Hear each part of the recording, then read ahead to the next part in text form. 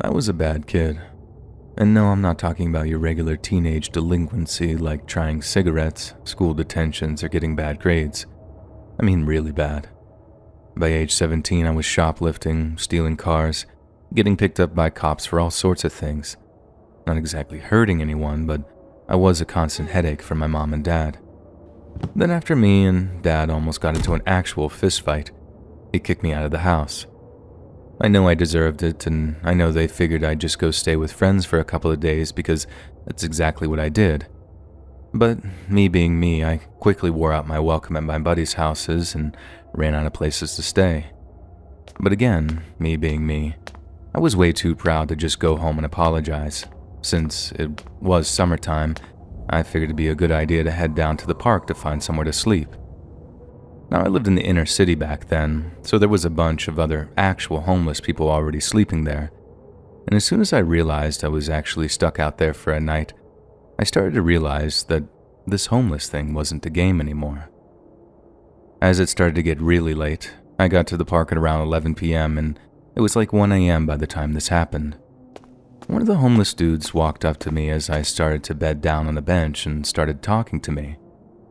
He asked what I was doing, and being naive, I told him, "I'm homeless." He immediately responded by saying, "No, you're not," and pretty much guessed the whole deal about me having a falling out with my mom and dad. I didn't want to admit that he was exactly right, so I just kept my mouth shut. But I remember him saying something like, "Really though, kid, if you have kin, you need to pay him a visit because I promise, you ain't ready for this life." My pride kept me out there for 3 whole nights, and every single time I curled up on that bench, the same old homeless dude would walk up and be like, "Go home, kid. This ain't you." In hindsight, he was exactly right, but at the time, he was just another person to prove wrong. My final night on the streets also happened to be the first that I tried to ingratiate myself with the homeless folk who slept in the park, partially out of boredom, partially out of hunger. I'd run out of money, run out of food, and I figured if I hung out with the other guys, I could maybe get in on some of their food or something. I asked around, but no one had any spares.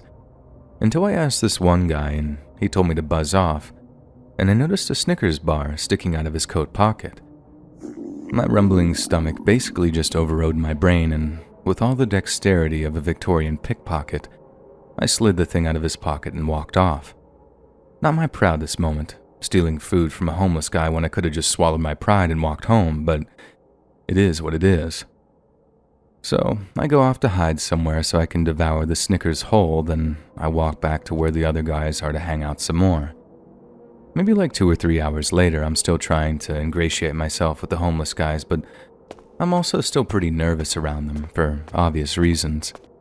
I figured the guy I stole from is too drunk to even notice that I stole from him. But oh boy, was I wrong about that. Because like I said, a few hours after I stole it, I noticed the guy began to tap his coat pocket, obviously noticing that the candy bar is gone. I'm trying to remain inconspicuous, but I'm also trying to keep my eye on the guy because if he put 2 and 2 together and worked out that it was me that stole from him, I wanted enough warning to be able to get out of there. So the guy taps his pocket, and when he stops, I can see the cogs turning in his booze-soaked brain as I figured he was thinking, pretty sure I had some candy in there. But then a few seconds later, he's back taking pulls from his 40-ounce like he'd completely forgotten about the whole thing. Only, he hadn't.